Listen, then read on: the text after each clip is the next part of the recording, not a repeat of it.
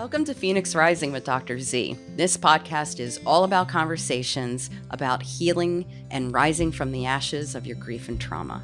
I'm your host, Dr. Christina Zampitella. It is my sincere hope that this podcast is going to give you the words and the understanding to help you heal through your grief and trauma.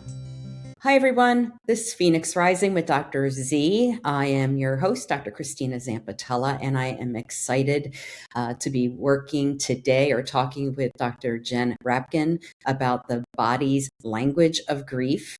And I'm going to let her explain what that means in more detail because she's way more articulate about that than I am. But today, let me just introduce you to Dr. Rapkin, and I turn it over to you. So introduce you to us. Sure. Thanks for having me. I Absolutely. am a naturopathic physician and a body worker, and I was a former dancer. And I say that I was a former dancer because that really informed my decision to get into body work and mind-body medicine. I was born what I call a frequent feeler, which is somebody who feels their emotions really strongly in their body. And I didn't know how to manage all that feeling. And so as a result, I became a frequent number. And so my journey in life was to go from sort of the chronic habit of numbing to feeling again. And became my journey, my personal and professional journey. I'm glad that you're mentioning you have a personal connection to this, because we could really kind of get into our heads about the topic, right? Really easily. But I think it's very powerful to be able to talk about our own experience, so it doesn't just seem like we're coming from this theoretical place. That really is coming from a place of like knowing, right? And so thank you for sharing that part of your story. So let's start here. Help us understand, when we start talking about how your body expresses its feelings, what can you describe what that means, maybe in like a little bit more of an approachable language? Sure. So in my book, I use the term felt emotion, and that is not a coined term. It's not a common phrase, but a lot of phrases for our somatic experience, I believe, they send us up to our heads a little bit. Just even the idea of the word somatic. What I'm talking about when I talk about felt emotion is our body's experience of emotion. So what is going on in our body when we're feeling anxiety? Like for me, anxiety happens below my sternum. It pushes out with these like hard bubbles, and then it moves down into my gut. And it's just like a knotted feeling in my gut. Many of us, frequent feelers, have these experiences of emotion that are familiar and recognizable to us. But sometimes we're not aware of it. So we might have feelings of embarrassment or rejection or insecurity, right? Failure, loss, grief. These are experiences that we have in our bodies, not just our mind. You had said we're not always aware of it. What do you think keeps us in general from being aware of how our bodies express our feelings? Like, it sounds like you are very in tune with it, but there's a lot of people, I don't know, in my own experience with like clients, when I start talking about like your body expresses your mind or your feelings, there's like no, like, what do you mean? Like, I went to the doctor for a migraine. It's like, yeah, but you just lost your mom. Yeah, but I have a migraine. You do have a migraine, but like there's a lack of connection. Why? Well, How and why? it's a super question. And, let's look at the world that we live in, right? So we live in a world that prioritizes and celebrates pursuits of the mind, right? Our cognition, our intellect. And as a result, that becomes sort of the areas that we we pursue. But also, we think about it, our human tendency is often to get caught up in the cognitive experience of a situation, right? So we have a narrative, we have a story, we have words, we want to place meaning on experiences. And I'm not judging this. I'm not saying that that's a bad, it's part of being human and it helps us make sense of the world. But it's not all, that's not the only aspect of our experience. We have a very, very rich inner life if we pay attention to it. I will share that I had OCD as an adolescent and a young adult. And there were times in my life where I was desperate to find out who I was apart from this crowded, busy mental soundtrack that just followed me throughout my day. And I think part of what I'm speaking to you, the part of me that's speaking to you is this part of me that was desperate to find out what my inner experience was, just to quiet that mind. And, it's been a life's journey for me. And I'm happy to report that I've found a really incredible aspect life within me that is apart from that busyness. Yeah, how did you do that? Like, how did you get to a point where you're like, hey, you know what? I'm starting to pay attention to how my body is expressing how I'm feeling, which allowed me to kind of navigate coming to a place of it sounds like it was almost like part of the treatment for yourself of your OCD. Yeah, it was. Well, in my 20s and 30s, exactly.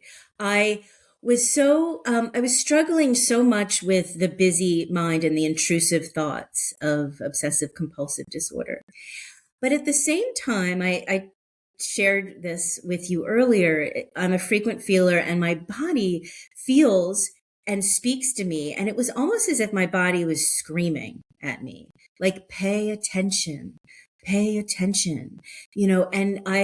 something within me, I had the wherewithal to say, okay, I'm going to listen to my body. I'm going to explore what my body is saying. And as a result, I sort of dove into this world of bodywork and mind-body medicine, where I tried all sorts of body works and went to meditation retreats and chakra, retreats, mindfulness retreats, and really threw myself into this world to explore the quieter, I guess, the quieter parts of myself.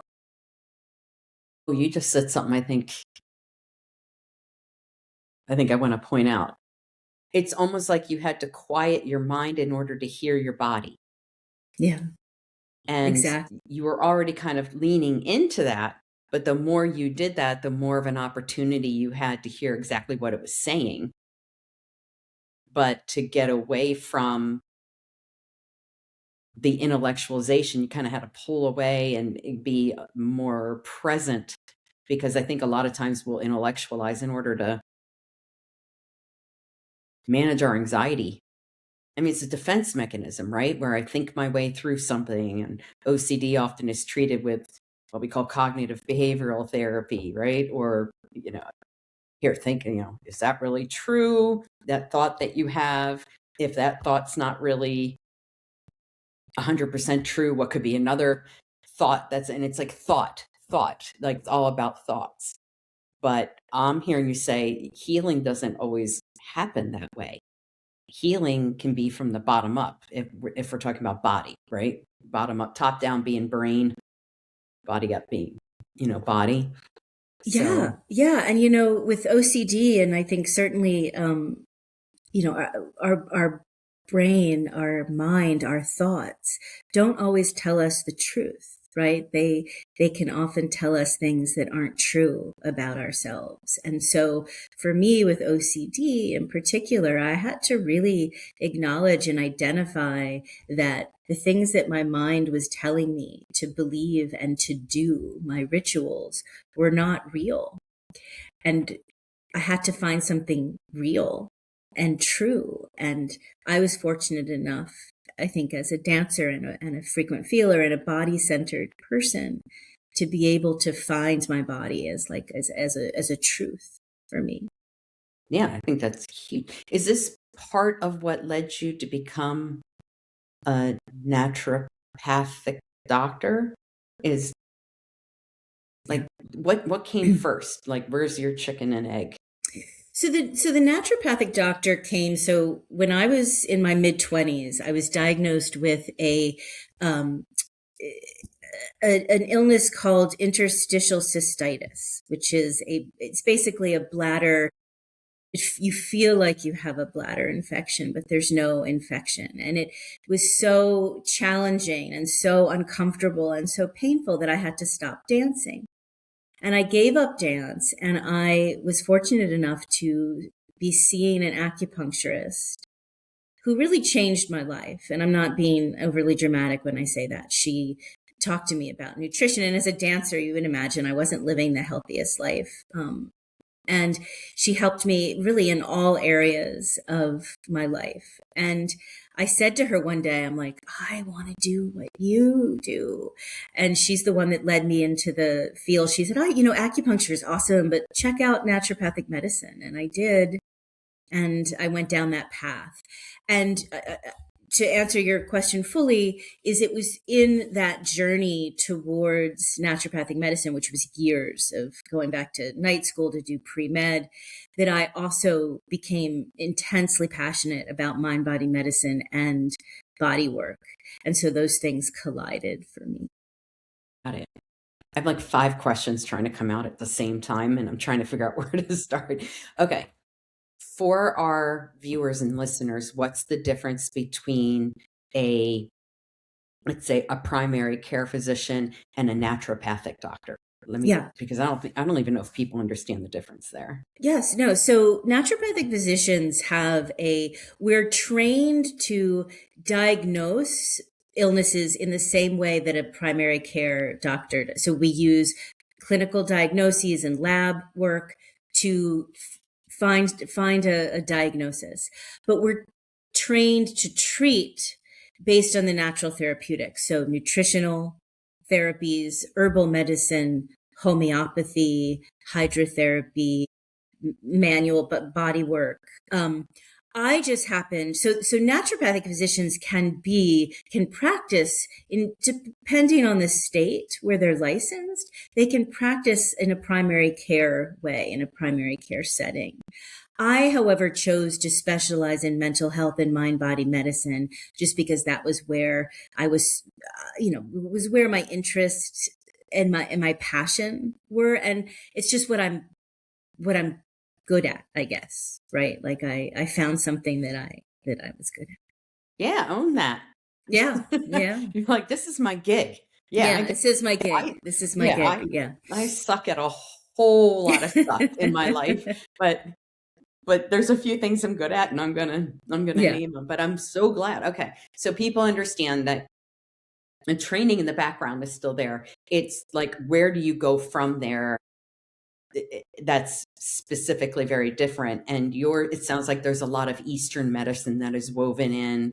And, like you said, looking at the body more as an integrated system. Yes. Than just treating symptoms. Boom, boom, boom. Because I think that's what happens in medicine. Like even my primary care physician, I love her. She's great. But we've never talked about my spirituality. We've never talked about the idea of going to acupuncture. Not that I think she'd be closed about it. It's just not something that naturally comes up, natural, but you know what I mean? It just not spontaneously comes up in our conversations. Yeah. Yeah. And there's also not a lot of time in a visit. Right. Even in naturopathic medicine, we want to, we're trained to see the whole person, body, mind, and spirit, but there's not always time to do all that. And I think that's where I found myself specializing in mental health, not because I don't look at the whole picture, but because I could focus there. Did you have to get specific training in mental health along with medical health in order to specialize in mental health? No, because I work in conjunction with, I shouldn't say in conjunction. My patients are referred to me, many of them, from a referral base that I have of therapists, social workers, and psychologists. And so the body work that I do is, it reflects the work that they're doing with their therapist. Okay. And it Sorry, go ahead. no, just, and it is complementary to that. Yeah. And I think complementary medicine is something that people have heard of, more than the concept of like body work, which I'm going to ask you about here in just a second, because I want Mm-hmm. people to understand that exactly what we're talking about when we say body work. But when you hear complementary medicine, is that different than naturopathic medicine? Well, there's now, I guess the term that's used more now is integrative medicine, right? And so I think it depends on what your degree is, because there are MDs, medical doctors, who practice integrative medicine. They practice functional medicine, which is an integrative medicine. And then you can have naturopaths who are also trained in functional medicine. So it depends on what your degree is. There's also now health coaches that can do some of that. Yeah. Okay, gotcha. So when you say body work, that can be in how do you define body work? Yeah. So bodywork, it's a catchphrase. It's a big phrase, right? And it encompasses all sorts of things like massage and Reiki and chiropractic medicine, osteopathic medicine. So there's many, many, many different forms of bodywork. The bodywork that I do is it's unique. It's my own bodywork, but it's really about being present in the moment and exploring what our present moment is for us within our inner experience. So what that means, someone may come into my office feeling rattled or frustrated or joyful or anxious. And when I work with patients, we work with what we have. So what I say to people is this idea sometimes that we have around meditation and mindfulness, and is that the goal is to reach some sort of Zen place, right? Of ultimate peace or calm. I want to throw that out the window, not because I don't honor that as a goal. I do. I honor that very much as a goal, but the body work that I do is about exploring where we are in any given moment. And that might be a great feeling, and it might be a really yucky feeling. And it's staying with that feeling it, being able to verbalize what you're feeling, expressing it, words, colors, images, sounds, and trying to stay with those feelings long enough for them either to change shape or to dissipate.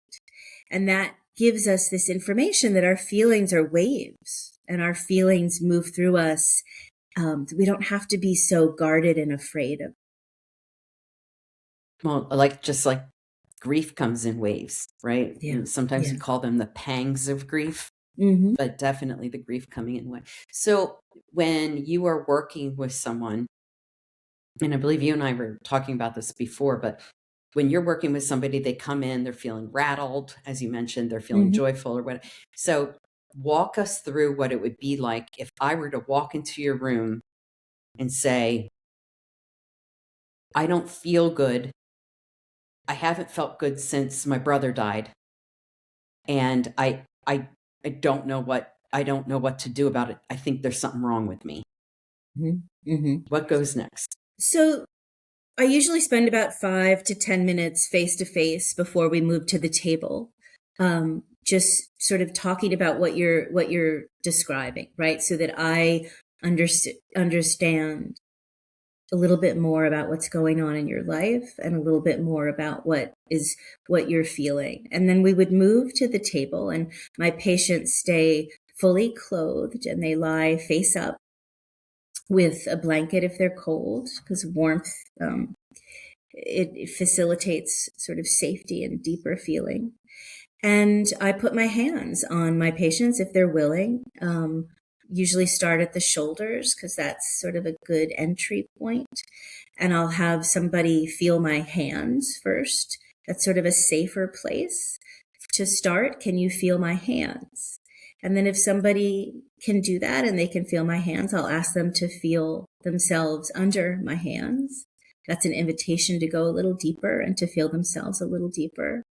And then we'll stay there for a while. And then, I'll ask questions, and we'll explore again with touch to see areas that might be speaking, might be talking in that moment. And that might be very different from day to day or visit to visit where your body is speaking.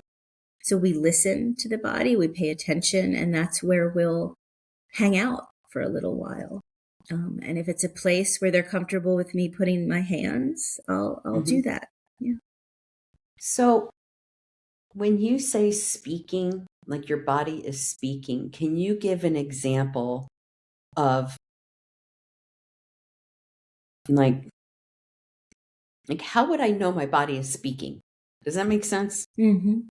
I mean, I can guess, but I mean, for like somebody just learning this and you're going, my body's speaking. Like, what do you mean by that? Yeah. It's kind of an odd when you thing. say that, I'm like, oh, I want to come. Yeah, I'm going to come to your table and like, let's go, let's make this happen. But what do we mean by that? My body is speaking. Well, we talked a little bit about the idea of quieting the mind, right? So that is also part of the work that I do on if somebody will say to me, I just can't, my mind is cycling and I'm ruminating. I'll do a brief or longer mindfulness or meditation just to begin to see if they can just quiet the mind and bring themselves into their body. And for somebody, Dr. Z, that might take a number of sessions, just to kind of begin to see what that's like. What is it like to quiet my mind, right? And to feel different aspects. And I have it's very common mind-body tool. It's called a body scan, where you begin and you tense certain parts of your body, starting from your toes to your feet, your ankles, all the way up to your head. That's a great way to get somebody into their body. And so depending on, I know I sort of jumped into the shoulders, but I really have to read and work with where somebody's at. And there might be a number of sessions that need to happen kind of before we even do the work of where you're, listening to your body. But what do I mean by your body speaking is that if we are quiet enough and if we can pause from the busyness of our life, we may not, but we may be able to hear, feel sensations in our bodies, right? And that might simply be feeling an inhale and an exhale, maybe feeling a catch in your breath, right? People hold their breath, but we're not really aware of that.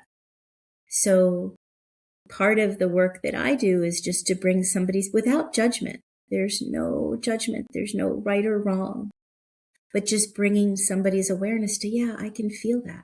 I feel that I kind of hold my breath a bit. No judgment, just awareness. So that, I don't know if that makes sense, but. No, it totally makes sense. Well, I think you're making a good point. When people are experiencing grief and trauma, we often go into that fight, flight, freeze, or fawn response. And that's got us breathing in our upper chest because we're in survival mode. And when you're in survival mode, you're like, and you're not breathing into your belly and doing all the things that they teach you how to do when you're actually learning how to breathe right, or doing breath work. Let me ask you, like, for example, you started out talking about this, and then I'm trying to like think about myself. I am aware that when I'm feeling like angry, for example, like I can feel heat in my head, like actually in my head, and a tightening of my chest, and my stomach is just like in knots. Like, it just moves right through my body. And if it's a really big anger, really fast, it'll flush right through my body. So it's like a whoosh, and then it'll like, sometimes it'll just whoosh all over. Or if I'm really moved by something, this has been happening a lot lately. I don't know what's going on there, but with music, especially for some reason, I will feel a tingling throughout my entire body, and it'll just move, tingle, tingle, tingle. So that's like a positive feeling. But when I'm pissed and I can feel that heat, and I'm ready to slap the snot out of something or someone, that's a feeling that can be really uncomfortable. Well, especially for women, right? Because we're not allowed to be mad, God forbid. But that feeling, if I can tune into it, like you said, it's a language. Yeah, it can tell me, hey, that you're angry. So is that something like, if we were laying there and you kind of had me be in touch with my body, and then I started being just aware and going, oh, wow, my stomach's in knots and my head is hot. Would that be an example of what you mean? 100%, 100%. And what will happen in that moment oftentimes is, if somebody can stay with that feeling, this hot head, and is that they'll get to know it a little bit and realize that it is familiar to them, right? Like, to me, that's a really cool connection, because someone might come in and be like, I don't feel things in my body. I don't feel this stuff. And then they'll get on the table and they'll be experiencing a feeling like you're talking about. And it'll be like, oh yeah, this is, I know this guy. I call them our usual suspects, or, these feelings that we have within ourselves. Like, yeah, I recognize that feeling. But you're using, so I just cannot, if I could take a second, because I love this. People will say, I'm not, felt emotion, I'm not really sure that I know. It feels like a very unknown concept. But if you look at the words that we use, right? If you look at the words that we choose to use, and I just want to read a few, because one of your listeners might make a connection. We actually have hundreds of metaphors and idioms for our physical experience of emotion. A few of them: lump in my throat, choked up, cold shoulder, heartbroken, heavy heart, makes my blood boil, weak in the knees, jumping out of my skin. I'm just reading these because I have them here. Keep reading. No, this scared, is good. Scared stiff, on edge, shaken up, spaced out, on pins and needles, bent out of shape. I mean, that is just a sampling.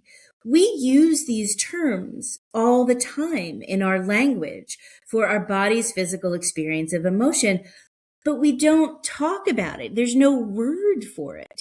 It's almost like it's been, delegated to, to like a figure of speech, but not a legitimate experience. Right. And so part of my interest and passion is to let this be a legitimate experience, to let it be something real, because it is real. I never, ever considered the fact that we have these sayings that are actually grounded in truth. Yeah. Like you said, aren't just like these sayings. Lump in my throat, broken heart. Like people even say, my mom, she died a week after my dad. And the medical examiner said to me, she died of a broken heart in her sleep. How, and this is what I wasn't happy about. He's like, wouldn't we all just want to die in that peaceful way? And I'm thinking, no, I don't want her to be dead at all. But the broken heart, there's actually a broken heart syndrome. It's researched, but you're making a really good point. Like, we're taking an emotional experience and actually researching it from the psychological perspective of this somatic reaction to grief. And that's just not being taught. That's what your book is very much about. What's the title of your book again? The feeling muscle. The feeling muscle. The feeling muscle. So it's written about the feeling muscle being a metaphor for our body, and that our body is the muscle with which we feel, right? And it's learning how to practice and to retrain our bodies to feel more and to feel more deeply. So I have a client. Something just came to mind, and I wonder if we might be able to kind of tie this in. So I have a client who I'm trying to maintain his confidentiality, so I'll try to keep it broad but yet specific at the same time. So he came in and he goes, my wife died, but I'm like aware that I'm thinking a lot about my wife dying, but I'm not feeling. And I don't think that's right. Like something doesn't feel right. And it wasn't like, it was almost like him saying I'm grieving wrong, right? But I kind of took it in my mind in a few different places, but I knew it was going to take a little bit of time to get there. He said, I don't think I'm grieving right. And I'm kind of curious about it. And he's very, very intellectualized, and I absolutely a brilliant person. And I remember him talking about the day after Thanksgiving, the first Thanksgiving without his wife there. And in his family, nobody talked about the fact that she wasn't there. They just kind of went on about Thanksgiving. And so he comes in after Thanksgiving and he goes, I don't know. I got really sick after Thanksgiving. And I'm like, oh, okay. And he goes, but I asked my kids if anybody else got like food poisoning, and nobody else really experienced that. And he goes, so I think it just like came down with something. And I was like, let me ask you something. Just out of curiosity. We've been talking about your struggles with feeling emotion. But I have some thoughts that sometimes our bodies speak our minds and our souls and speak our feelings. And we call that a somatic response. I didn't want to pathologize it. And I said, and everybody does it. And whether or not we're aware of it or not, that's one thing or another. But is it possible that your body was saying things to you about how you felt about your wife not being there at Thanksgiving and how you felt about nobody talking about it? And he stopped for a bit. And I said, and he just kind of sat there and he goes, yeah, maybe. And I said, well, let me ask you, where do you feel, where is this living in your body right now? When I'm asking you, with a split second, it's right here in my gut. And and like my heart. And I was like, okay, well, what does it feel like? He said, it feels like just heavy.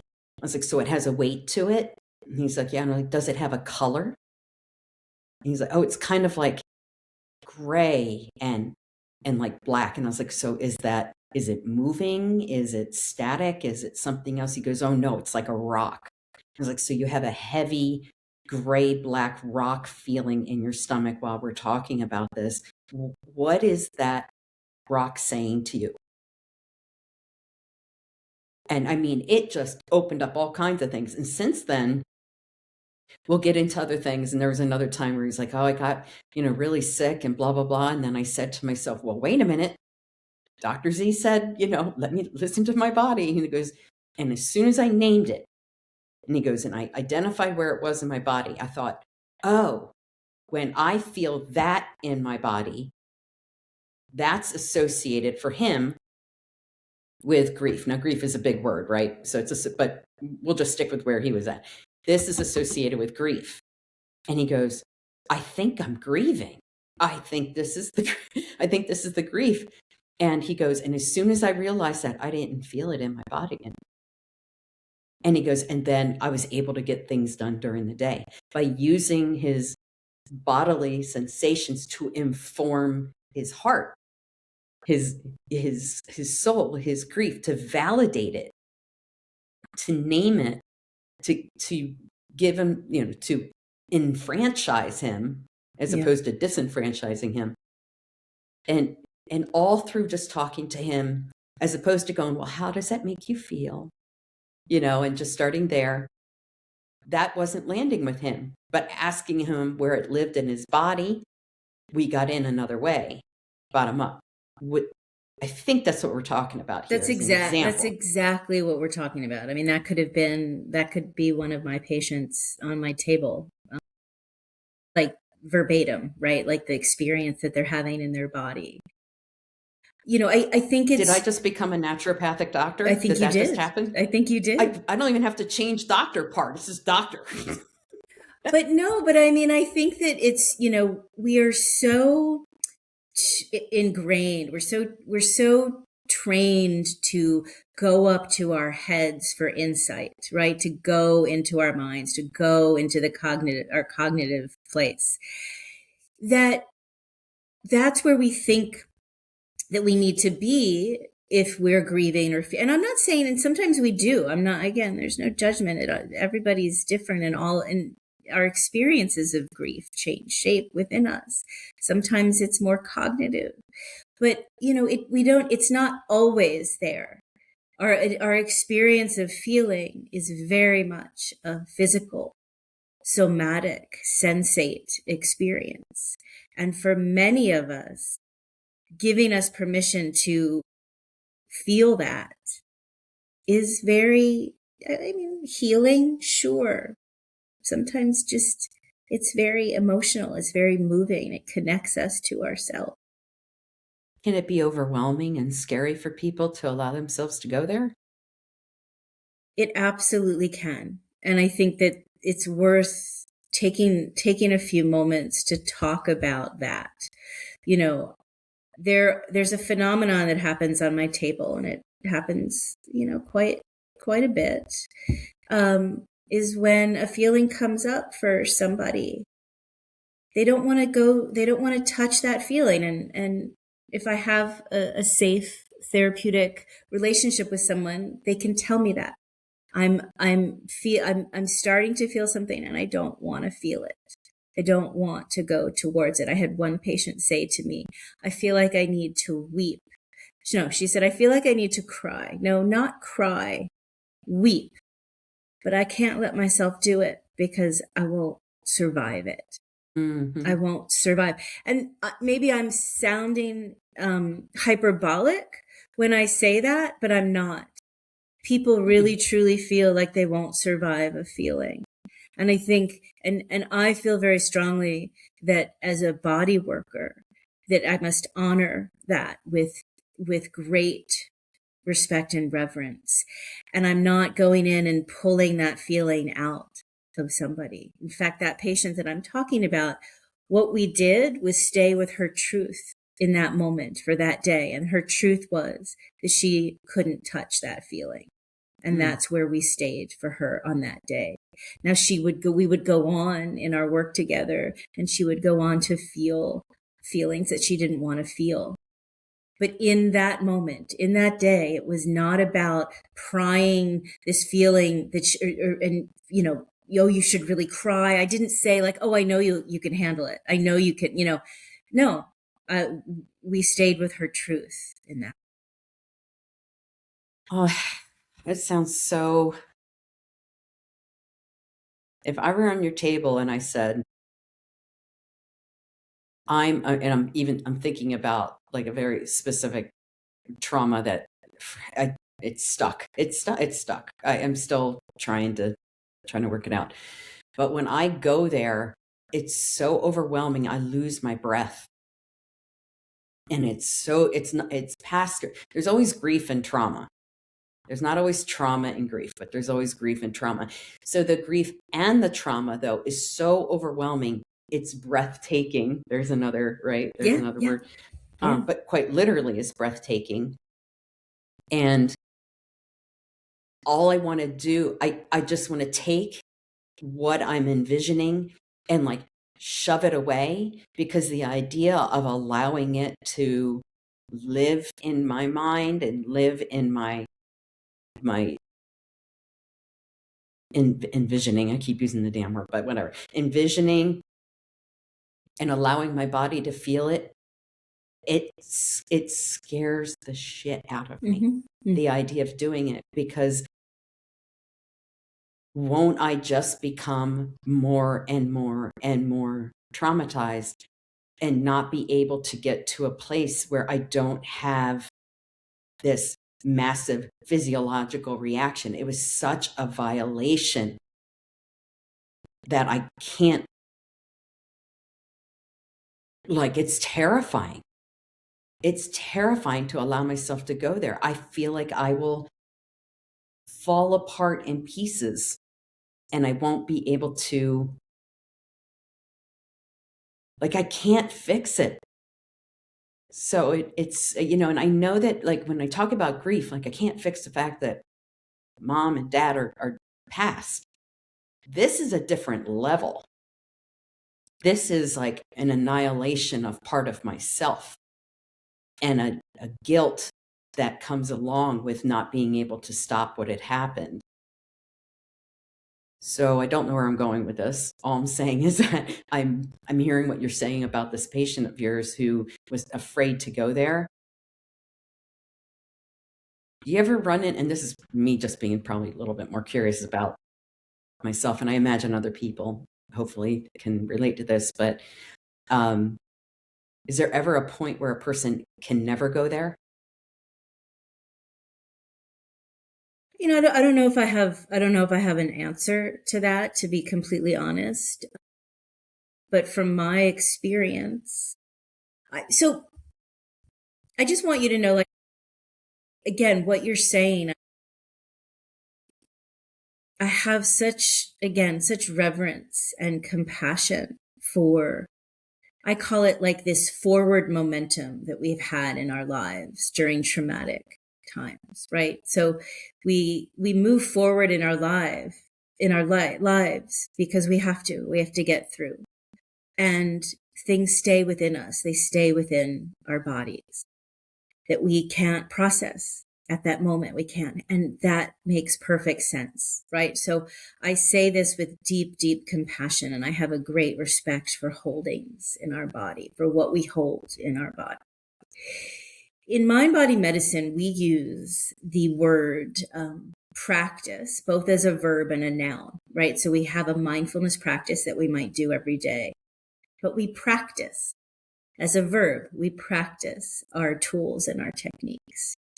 And so it's my experience working with individuals who have feelings that are too much, is that the work is more around beginning to practice feeling everyday experiences, right? This is sort of what my book is about. So practicing everyday frustrations and insecurities and embarrassments and rejections and failures and wonders and joy and appreciation and gratitude, and taking moments out of our day, if we can, to stop and seeing if we can just be with those feelings. Some of them are really yucky and hard, and some of them are wonderful. And can we just practice a couple every day, one a day even, right? And what happens is when we begin to sit with and learn and trust that we can sit with our experience, our body's experience of hard stuff day to day, we build our muscle, our feeling muscle. Okay, so we build this resilience and knowing and trust that feelings can be within our body, and they can feel hard, and they can crescendo, and they can lessen and dissipate. And that experience, in my experience, that trust can help us get to a place where we might be able to feel feelings that are that we feel are too hard. But again, the work is not about prying and pulling feelings and traumas and, things out of people. It's not. It's actually building resilience day to day that may eventually allow someone to look at something and to feel something that they didn't think was possible.